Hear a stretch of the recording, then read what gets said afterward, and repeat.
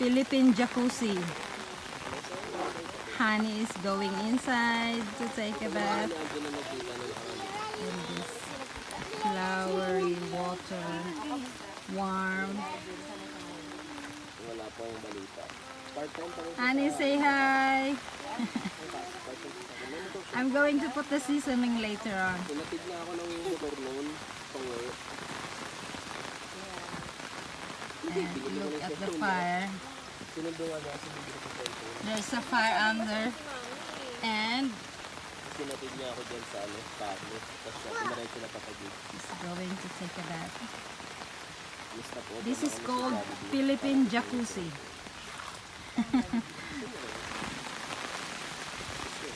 It's a green scenery.